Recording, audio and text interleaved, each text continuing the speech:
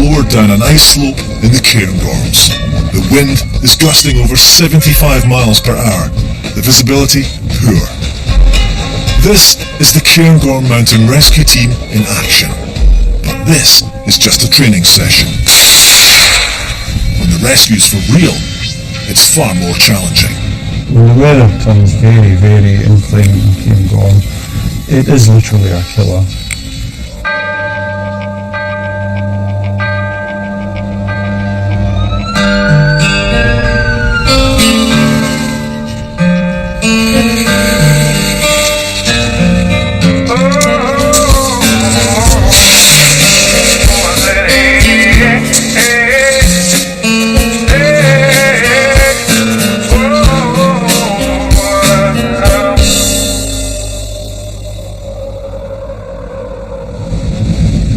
Once again, winter mountain accidents have hit the headlines. Some people claim climbers and walkers underestimate the risks and put lives in jeopardy. That's not a view shared by the Cairngorm Mountain Rescue Team. For the last 6 months, we've had unprecedented access to the team's 42 members, who go out, whatever the weather, to help those in danger. It's been their busiest winter for 30 years. This is the story of what really happens in our hills. It's a really strange place to be at night on the Cairngorm Plateau. It's a strange world. In these conditions, this is probably the most inhospitable place in Britain. It's December the 9th, the start of the winter season, and already the Mountain Rescue Team are going out on their second rescue of the day. They're trying to find a hill walker who needs help. Communications are difficult, and there's conflicting information about where he might be. The trouble is, he spoke to one of the guys in the rescue team and told him it was on Ben McDowie, which is a different mountain altogether. Willie Anderson is the team's leader and a former teacher.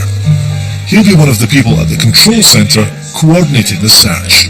And all he knows, he was going for a walk up a lane through a forest. That's he thinks it's Rothay Marcus, so I think we're looking at Brainiac. Brainiac is the third highest mountain in Britain. If the rescuers have to walk in, it could take 5 hours in these conditions. Team members talk to RAF Search and Rescue HQ. They're asking for helicopter assistance, known to the whole team simply as Rescue 137, and help from the RAF's own mountain rescue teams. We've got another call out on this afternoon on Brer Riach, and looking at the availability of possible ground troops and helicopters that are available. Half of us that are here, we've just come in for one rescue, and we're just going out to another one. The first group's ready to go. Al Boyd's calling, he's obviously digger. The teams decided to concentrate their efforts on Brainiac. They've managed to get the helicopter, but the weather is so bad they will only be able to take the team members part of the way up the mountain. From then, it's a long tramp through deep snow. Height-wise at the moment, we're about 700. Well, he's in here, but we're sitting in here. Yeah. So we either come directly south and round, or we beeline across to that ridge and up that ridge. I reckon we head due south. The walker who's called for help is Ed Bartlett. His problems began when his map blew away. He continued over the Cairngorm Plateau using his GPS. As conditions worsened and daylight faded, he found himself on steep and treacherous ground. Within probably 10 minutes of you making a 999 call, you've got a guy from the mountain rescue team ringing you up to find out where you are, what you need, which obviously is incredible. I think probably there was a reasonable degree of panic in my voice at this point. They were very reassuring and calming. He gave me a rough time frame for how long he thought it would be before they could try and get a team to me to help walk me down. But that was about it, and then beyond that first sort of conversation we didn't really manage to speak again because the phone died. mobile phones can be good and bad. When I first spoke to him, I could get a signal, could talk. But then we lost the signal and we had no idea where he was. And as you know, it's a huge, huge mountain. Bray Riach, it's a massive, complicated mountain. I told him to stay put, that we would come and get him. It would take hours, being a very, very remote situation. Can we pass the message down the line? Just James on the radio one. We had 137 to deploy folk onto the mountain as high as they could. The conditions were so bad that they couldn't really deploy as high as we would have liked, so the guys had to walk up. Under control from our, for your information, we're just about to fire a clear off. The call for help originally came in at 5 p.m. and every available team member has been called out. Ed Bartlett followed instructions and got into his survival bag and waited. I think I remember singing 10 green bottles on the wall, but using ever-increasing numbers, sitting inside a foil bag, which was pretty miserable. But then the time sort of just dragged on and on and on. I did start to sort of feel a bit like there's a chance here that I'm not going to get found by people tonight. Ed thought he heard a helicopter and got out of his survival bag to try and attract their attention.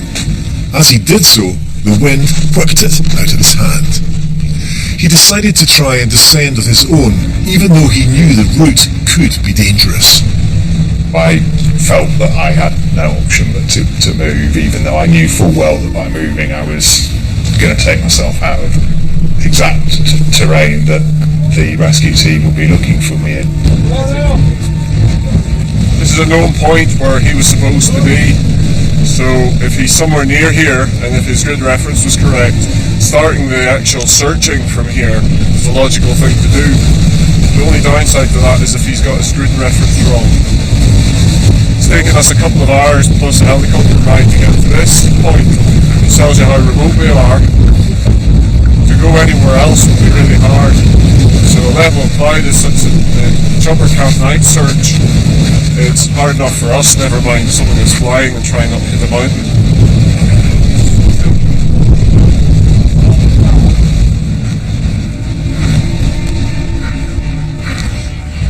Eventually, sort of through trial and error, and generally knowing that if I moved to the northeast rather than to what I knew to be very dangerous crags to the south, I did at least manage to get myself on an area where I could descend. And I knew again from my GPS, from the altitude reading on the GPS, that I was getting down. So that felt good. There's no way Ed Bartlett could tell the team what he was doing. It's now nearly 9 o'clock and the rescuers cannot find him. Did he phone us and then settle down? Or did he phone us and then move to get more shelter? Or did he get hypothermic and get confused and move because he didn't realise that he should stay where he should be? We just don't know. We're guessing. We did a pincer movement to make sure we got him. And we'd put 3 different teams in from 3 different directions, all honing in on the one spot. When we get there, he's not there. Donnie Williamson is one of the deputy team leaders. He's a self-employed carpenter. Today, he's in the control room helping to coordinate the search. You're always making different plans, you're always changing things a little bit and tweaking things and just trying to find them, basically, from the information we're getting from the guys on the hill. We're always drawing lines and putting dots on here and there and getting grid references and working out what ground's been covered and this sort of thing, and we're just trying to hone in on them all the time.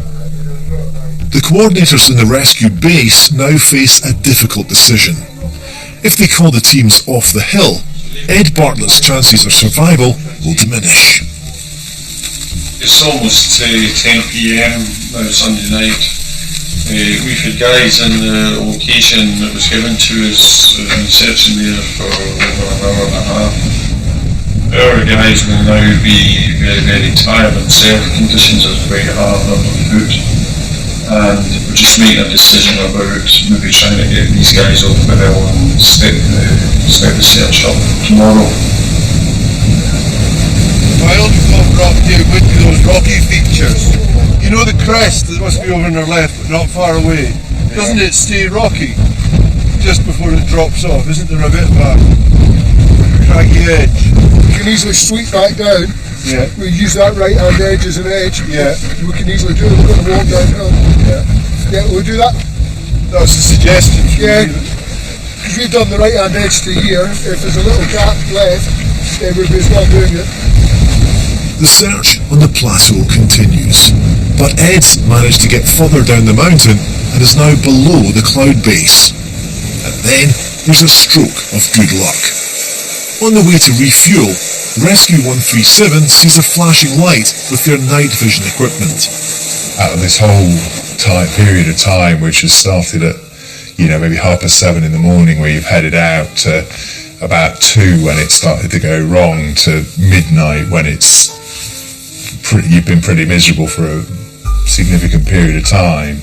There's then maybe 3 minutes where the helicopter touches down and just chap from the RAF comes out, checks that you've not injured yourself, big warm hug, which, is pretty good at that point. And within a couple of minutes after that, you're touching down again, back in civilization. I would say if Rescue 137 hadn't spotted the casualty that night, he didn't know where he was. He had no idea where he was walking. And I think the consequences for him could have been grave, given the conditions. There's a cup of tea, sweet. For the wee experience there, eh? Yeah, not one to be repeated. No. But I mean, the good thing is that you're here. Yeah. Because a night out wouldn't have been... No, it would have been pretty average. It would have been less than average, I think. Yeah. The news that Ed is safe is radioed up to the teams on the hill. Now it's time to get them off safely. Please keep it quite slow. Just take it easy. I'm quite happy to go back and watch for that, but it's going to be slow.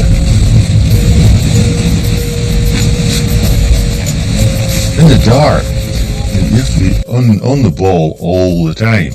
You can't switch off, and mentally it's really tiring. So with physical effort and mentally tiring, the guys were shattered when they came off the hill.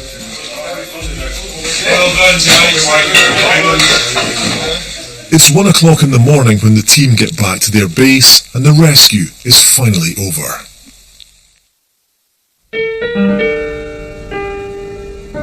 The Cairngorm Mountain Rescue Team is made up entirely of volunteers. It's been like that for the last 50 years.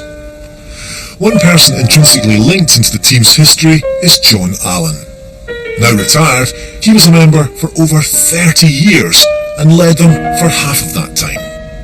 I think it's quite good that actually celebrating 50 years. The one thread that goes through the team is that that hasn't changed in 50 years is probably the professionalism and dedication of the team.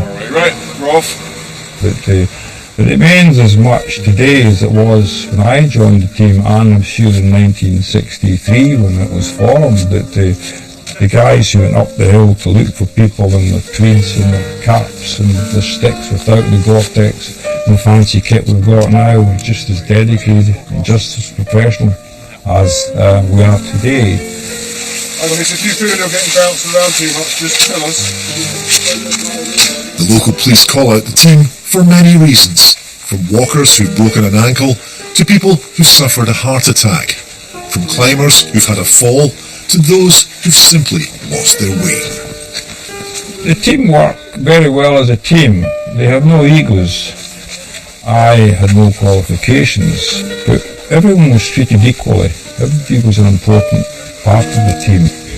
That's what's special about the team in my view. I'll give control a shout when we get to the top of this ridge. And then Just while I'm doing that, a couple of people can put the grid reference into their GPSs. Already done. I'll show off. When I joined the team in 1972, we had little money, we had little funding, we had no base, and we had no vehicles. We gradually built that up to one vehicle, then more vehicles, and then in 2000, year 2000, we built a rescue base. So we've done many things in my time on the team, and the rescue team now is really a very efficient body of people, and very, very proud to be associated with them. It takes around £80,000 a year to fund the team. They get just under a third of that from the Scottish Government. The rest they have to raise themselves. The money funds their equipment, their vehicles and the rescue centre in a converted church near Aviemore. This is the hub of the whole team, which is the control room. The main things in the control room are the radios here, which we have on 2 different frequencies. We've got a big map here, and generally our rescues are on this map. Also the phones, we've got one here, which just an initial rescue for the first hour or so, it just never stops ringing. Okay, this is the stores. On a general rescue, we have here what we call group kits, and the contents of one of these boxes goes with every group we send out on the hill. It's all staff for the care of the casualty. Got the full first aid kit, including all drugs, and everything's vacuum packed. We'll often take Entonox and oxygen up the hill with us. The Entonox is an instant pain relief, and if it's not a serious injury, we almost certainly still give them oxygen. So it just helps the casualty. It just makes them feel so much better. It's changed dramatically in some ways, i.e. with the computers and GPS systems and the sort of technical stuff, but the way we run a rescue is basically still the same. It's just getting guys to come to the rescue base and go out on the hill. The way we call them has changed dramatically. We don't have to spend 3 hours phoning everybody. We text their home, their work and their mobile, all from one text, which takes the time it takes to type it on the computer. Mobile phones and GPSs actually are an interesting thing. Remember the old telephone box at the car park on Cairngorm? That used to be the telephone box of choice for calling in rescues for a long time. And so if you think about what used to happen there, and I'm thinking particularly of when you did the previous film. So there was an avalanche in the quarries, and so for that avalanche to get called in, somebody had to get to the phone. The reality is you're talking about an hour and a half delay before you get the information. And if you think about it, 15 minutes is the golden time that you're looking for in terms of people being in avalanches. So that's a significant change. Winter before last, I was up on the hill skiing, and myself and a couple of other guys in the team were able to get in and be with the casualty in something like 25 minutes. There was no real delay. In this film, we're concentrating on the times when things go wrong.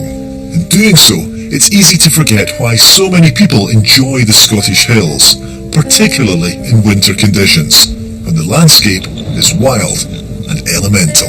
It's extremely beautiful. Even when there's poor visibility, it's still beautiful, but when it's clear, it's magical. And the snow, although it's not everybody's cup of tea, is exactly why we go. Being in a blizzard is one of the attractions. We really enjoy those conditions. You came out there, you can see the ice formations, the rocks, the whole kind of geology and the weather. You experience it full on in the winter. It is kind of, I feel in winter you're far more immersed in the hills than you are at any other time. It's a huge amount of freedom. Do what you want, and the only rule really is to come back at the end of it. Every rescue is different, and sometimes one follows straight on from another. Malcolm Russell and Jerry Weir have spent a lifetime exploring the Scottish mountains, but this winter, for the first time, the Cairngorm team are called out on their behalf. Malcolm's sons have been ice climbing in the area, and are concerned about their father and his friend who have failed to return on time. Some of the teams stay overnight in the rescue base. Others return at first light, ready to go out again. The day they set off, the weather was rather inclement again, as it often is in Cairngorm, and they were going over the plateau to go and spend a night in one of the remote bothies. So we were concerned, given the conditions and what we'd seen ourselves in Bray Rear. This is the team's fourth rescue of the weekend. They now need to search a large area of some of the most remote parts of the Cairngorms. A decision's been made to call in extra support, and additional teams arrive whilst it's still dark. Walk the stool of the lodge on here. Jerry and Malcolm had got delayed during the second day of their trip. No one has been able to contact them, and now they are 10 hours overdue. The snow's so soft that whereas you'd expect your foot to go in maybe 6 inches at most, we're very often up to our knees and quite often up to our waists in snow, and so we're making really poor progress. And I think from the GPS we're doing half a kilometre an hour. So in the 8 or 9 hours that we're walking, we did less than half the distance that we had hoped to do even at our slowest, and about 4 times slower than we had really expected. The weather turned against us and it was right blowing in our faces, a lot of snow and deep wet snow, so we're struggling along, falling through the crust, absolutely exhausted. But we knew we were going to be finished in the dark anyway. We sat in the dark, we knew we were going to be finished in the dark, done it plenty of times before. It's just a case of being absolutely convinced of your navigation. And we came to the Fords of Anne, Bothy, and you've got to get across the Fords themselves from Fords of Anne Refuge. The ice cracked when Malcolm was on the shelf, and unfortunately cracked right between my legs, and I swan dived into the Anne and experienced a very cold bath. Turned around Jerry, did a face plant, through the ice, got absolutely soaking. So the drill's pretty obvious, really. Off with the wet clothes, on with the dry, into the sleep bag and get the kettle on. With no mobile phone coverage, the rescuers don't know that Jerry and Malcolm are safe and well, but hours behind schedule. Nearly 60 people are now spread out across the Cairngorms searching for them. In situations like this, Rescue 137 is an invaluable help. It's left its base at Lossiemouth, but can't get through. The choppers down at Tomintoul can't fly because of the bad weather. 137's down at Tomintoul due to bad weather. That's just turned it into a long day. Yeah. Half of me thought, I know that this will cause mountain rescue to be called out if we don't get back, because we have a plan that if we're not back by 10 o'clock, then somebody should consider raising the alarm, and it has never happened up to this point. Just in case somebody from the West Mountain Rescue were going to be around, we left a pretty detailed set of comments in the logbook in the Bothy to say which way we were going to exit. So if anybody came along to the Bothy, we'd at least have the information to know where we were going to go. Amongst the teams taking part in the search is one from Braemar. Travelling in from the east, some members have now reached the Fords of Anne Bothy and report back to control. The latest is that the Braemar boys have checked out the Fords of Anne Bothy, and there's a record in the book saying that the 2 guys were there last night, and they're heading out towards Glenmore. The pressure probably came off about 10:30 in the morning when we found out that they had been in the Bothy, and then the pressure's off because they're fine, and they are on their way out, and they're on one of the routes they had said they were going to be on. But up until then, until you get sort of a little bit more information, it can be quite worrying.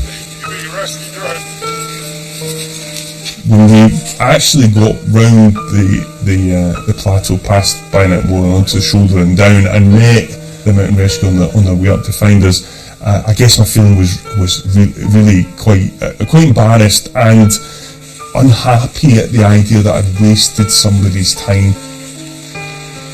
The scale of the operation was very surprising. You did kind of feel a bit, I don't know what the word would be, it was a mixture of reassurance that if anything had gone wrong, that there is that, but at the same time a little bit of almost guilt that you'd been the cause of so much inconvenience to others. When I saw that the huge number of people that were out there, you knew there'd been this almost military-like operation planned and coordinated. Well, in the control room, we draw on the map all the research patterns, the routes that all the teams and the members are going on. It looks like something from the Big Bang Theory if you don't really know what's going on. And when they looked at that, they thought, is all that for us? And he said, oh yeah, there's no expense spared when the lives are at risk. And they couldn't believe it, as well as an aircraft, and they were kind of overwhelmed. Really nice guy. Great rescue with a really good outcome, actually. Aim's the best ball. You got your main load and lowering, and this is where you'd have your iridium heat which you release with, and you just do the same on the other side for a backup system if you thought you required it. Rescues are only part of the story. Techniques and procedures are constantly evolving, so there's a continuous program of training. We've been tasked to look at a simple system, so we're not concentrating on the anchors. We're looking at a system where we're going to lower, and then we're going to turn a lower into a haul. So it's just to get the guys thinking about the mechanics that will be involved. There's a load of friction on that AK. So Brian, shout up, lock and Sussex. Right off in the pursuits. Okay, that's all cool. I use this equipment a lot, onshore, offshore. So a situation might be you're in the corries, you're on a cliff edge, you've got a casualty, you've lowered a stretcher down, but you've lowered them down in the wrong location. So what you've then got to do is bring everything back up, move it all over and lower it down again.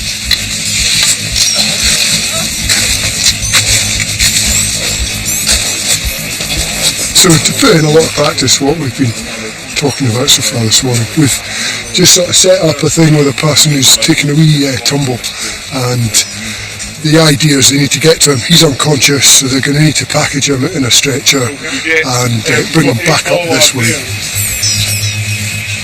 The stretcher is nearly ready to be sent down. Colin will be coming down as the barrel boy with you, and we'll take it from there. Over. These small group sessions have been really useful.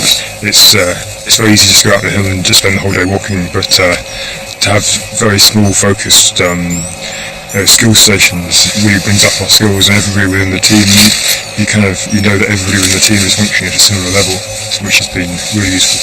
Casualty, same condition, unresponsive, spontaneous respirations, and pulse is steady at 75. Still face down, getting cold. They need to get him onto the vac mat as soon as possible. We adjust. Today's training demonstrates that we do take it very seriously, and we train pretty well together, and we're functioning very well as a team at the moment. It does help that the team's been pretty active recently, and that we're very confident in each other's abilities, and we know that different people within the team have different strengths. Pull up. Now walking down, walking forward. The Cairngorm team are on call every day of the year, and they need a wide range of different skills. Training sessions are held twice every month. Today what we've been doing is looking at more kind of like hard technical skills, so rope work, starting with some sort of fairly sort of like looking after people on steep ground, and that might be giving people a bit of confidence through sort of holding on to them using a sling. Okay, just careful stepping down that. Then we've brought sort of more and more sort of ropes and bits of technical kit into it. Just setting up a lower for Fran, who's going to go over the edge to potentially investigate a casualty that might be down over the edge here. We've set 3 anchors which we've brought to a large knot, and then we've got a figure of 8 descending device, which then goes to Fran, who's going to be the lass who goes down and sees what's going on. These are the kind of skills that you need in your own mountaineering and climbing, but obviously like getting down to a casualty, abseiling down or being lowered down, maybe getting back up again as well. So that's the kind of thing we've been looking at.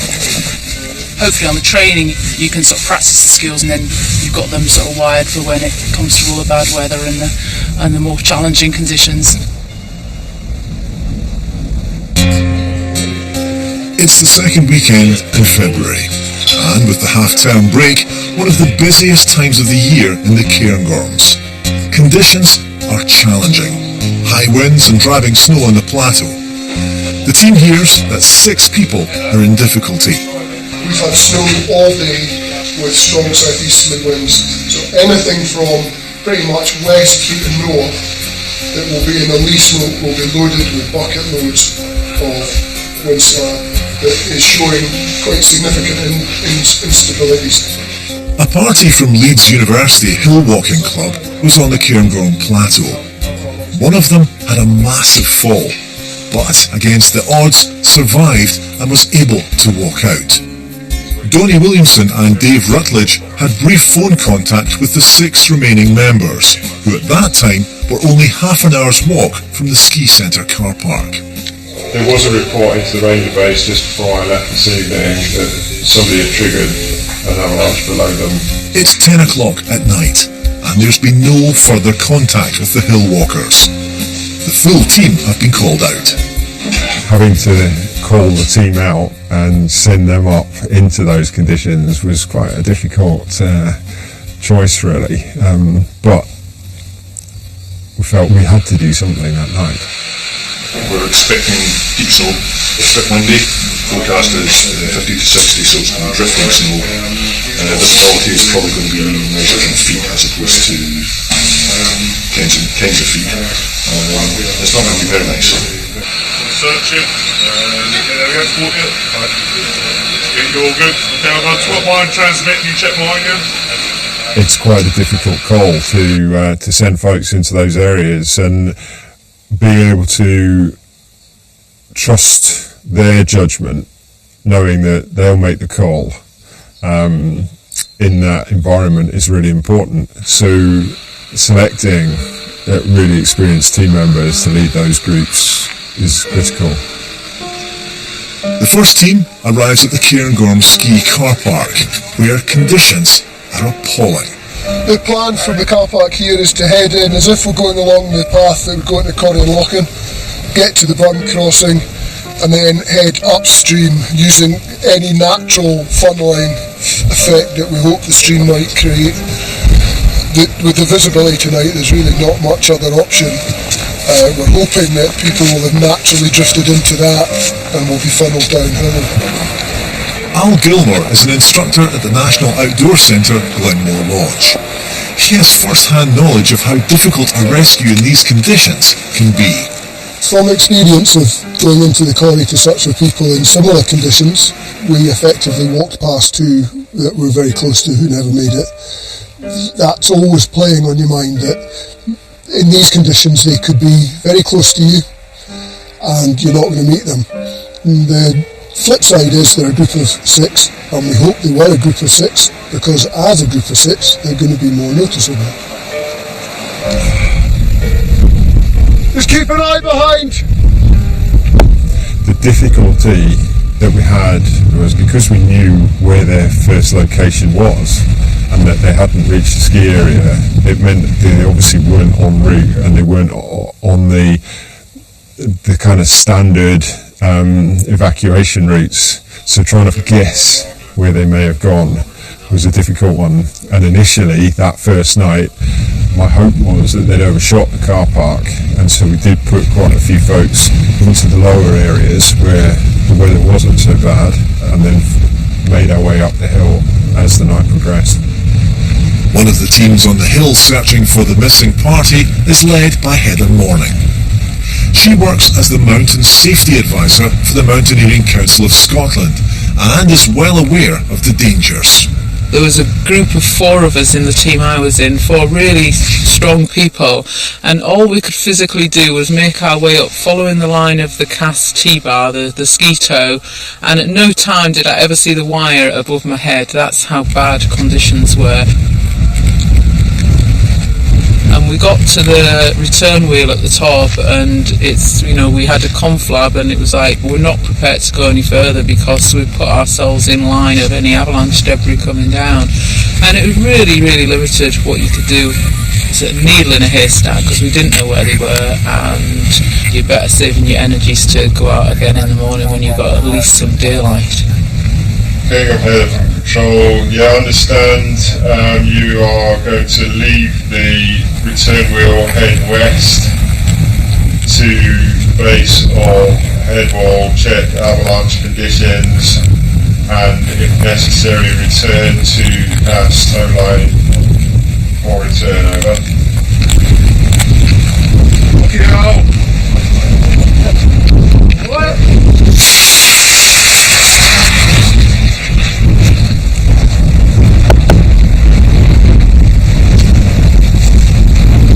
We're slow and steady breaking trail up here, or else we'll burn folks out.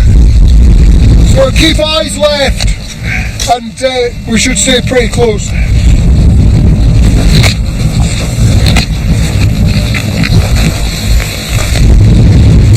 When conditions are like that, time does make a difference.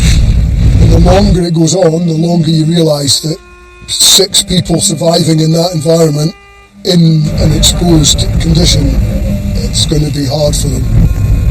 Cairngorm Control from Cairngorm over. Can you confirm if you get around the back of the moraine there? Yeah, we came into the moraines from the southern end and swept them, then we've come all the way back north, sweeping both the Cass Ridge side and also the moraines over. Yeah, Al, the reports from other team members in the Cass and further down the quarry from yourselves, it's worse weather they've been in. Over. I'm not particularly worried if we even cut up over the ridge down at the bottom end and follow the last bit of the ski tour down. But I reckon let's just aim to get out the quarry. And I'll sweep to the back of that stroke to stay in front of me, that would be much appreciated. And the visibility is that poor is another challenge because you can't even see the group. So there is always that moment where you see no head torches and you suddenly think, well, I hope I can count all of the head torches that were there before. So what are we thinking these guys have done now? Do you know, to be honest, I don't really know. Because I can't imagine they've walked into the wind. So is the plan to head back now?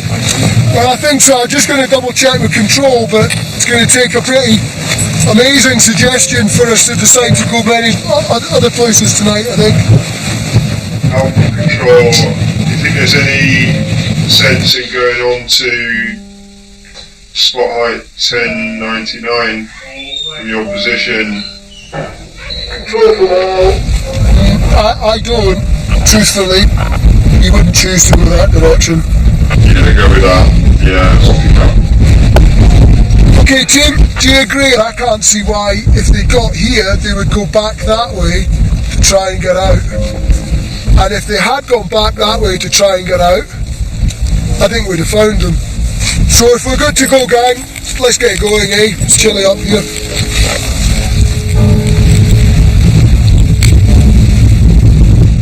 It's been a very sort of trying evening. We checked all the places where they could have ended up in the avalanche or whatever, just fallen, and there's no sign, no trace of anything happening there. We're now concentrating our efforts for first light in the morning. An awful lot of people coming tomorrow. We've got people from all over the country coming in. It's going to be a massive effort.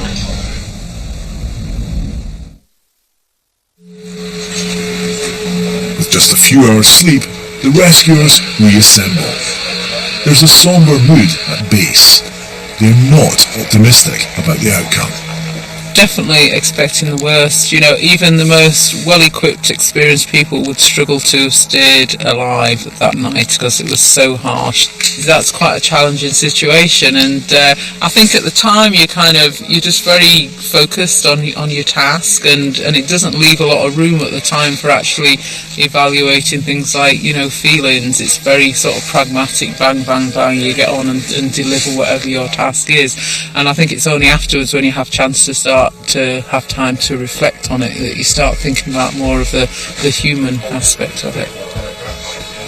Over 100 people are now involved in the search, including teams from Wales and Northern Ireland who are visiting the area. 2 dog teams have also been called in, and Rescue 137 is on standby. It was certainly the biggest coordination I've ever been involved with, and usually it's quite busy, but this one became exceptionally busy, and the logistics involved and trying to manage a number of teams in different locations on the hill is a big deal. Eventually, on the Monday morning, we had 11 teams involved. The group have been missing now for over 12 hours, and with the atrocious conditions last night, it seemed unlikely they'd still all be together. Dave and Donnie have deployed most of the teams in a sweeping search across the Cairngorms. Yeah, you're on now. But they've also sent 3 groups to one specific location.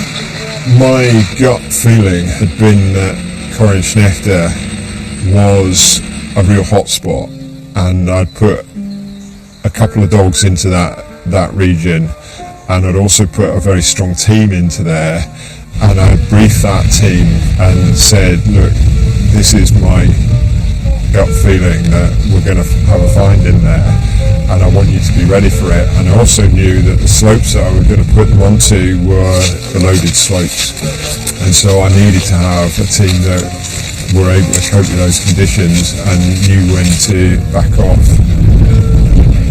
It was quite challenging for a lot of reasons. It was poor visibility, it was really high winds. I had a line of guys who I didn't know what their competency was, the Northern Ireland guys, and you were going onto terrain where at some point I knew I would have to make a call to clear off the slope because it's too dangerous for me.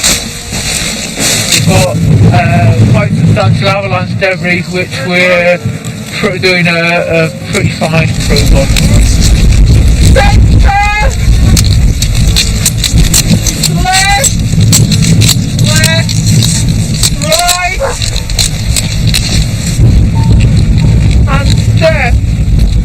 Inevitably, unless you spend a lot of time up in what is a very hostile environment at times, it's challenging, and I think people were very happy to be told what to do. But it's quite intimidating. You know, you're kind of met with 12 big burly policemen, and you're like, well, they think you're a girly, what do you know about mountaineering? But, you know, they were they were absolutely great.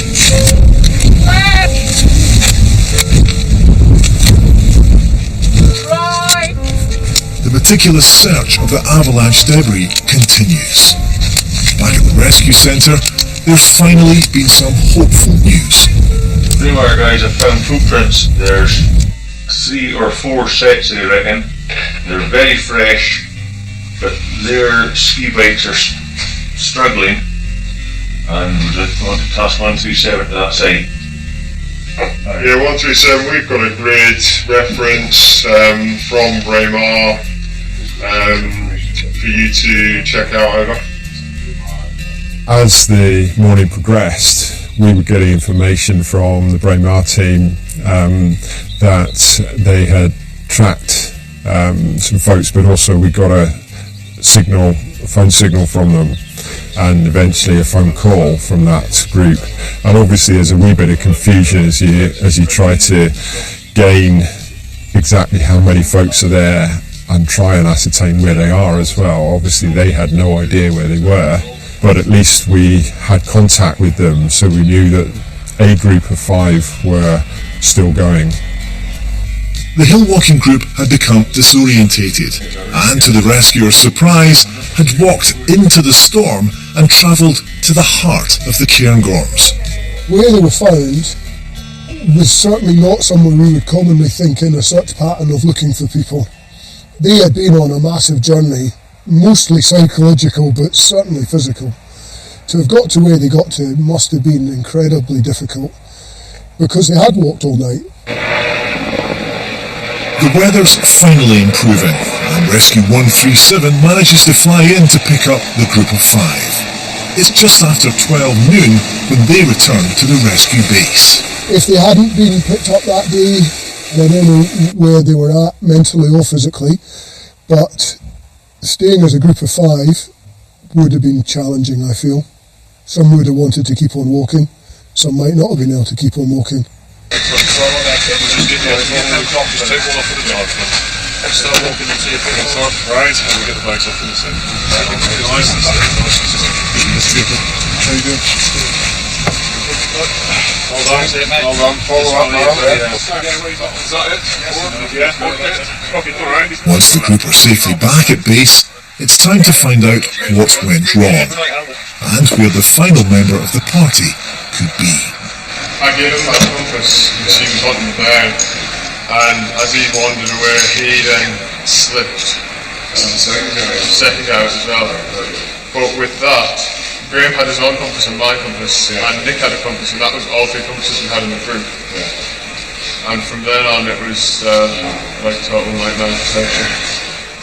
The 5 hill walkers are lucky to be alive. They've had an incredible escape. After 27 hours and my feet are very cold, so good way to get home. And seeing that helicopter turn over the top of us and come back around for probably one of the best things I've ever seen, especially after one of the worst days out ever. Amongst the avalanche debris in Corea and Schnechter, the search goes on for the one person still missing.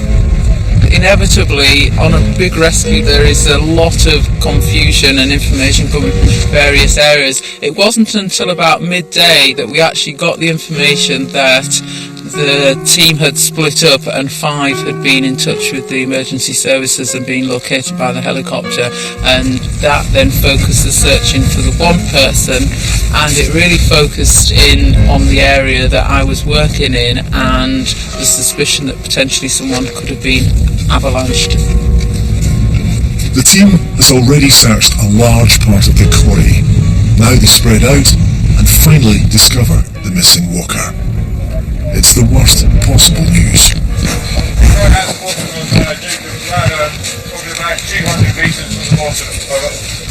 Okay, face completely sheathed in ice, so he's not been breathing for a while. Black jacket with grey pockets. Black trousers. Black trousers. Black rucksack. And Don't have a black wig. rucksack. Everything black, but the black jacket has grey pockets. It's sometimes very hard to believe that what I class as my playground, which is literally from that spot on a nice day, it's 45 minutes walk back to the car park here, that people die in such tragic circumstances. It's a sort of scene you'd associate with some much bigger, greater ranges of the Himalayas.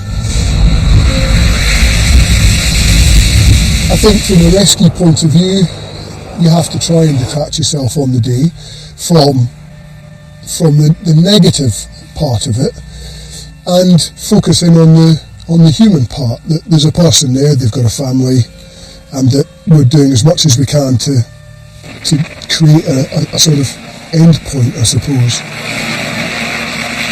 From a personal point of view, there's the reaction on the day and maybe the night when they go home, and then often it sort of dissipates for a bit, and then there'll be something in the future just sort of reignites it, and that tends to be an ongoing sort of process right from the first fatality I dealt with when I joined the team 11 years ago right through to now, you know.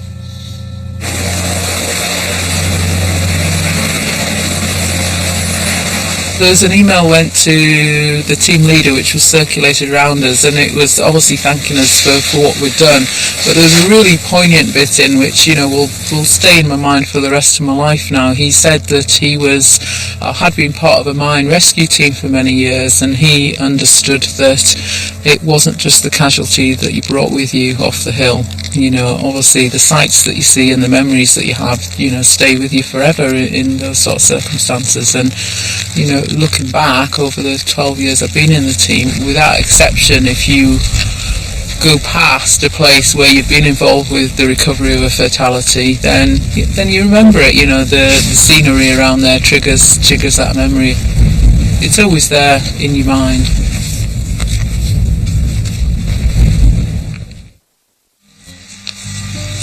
In the 6 months we've been with the Cairngorm team, they've been called out 31 times and used 2,618 man-hours.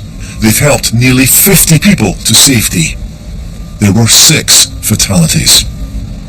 Set against this, it's been estimated that there's been more than 1 million visits into the Cairngorms. Most people come back without incident.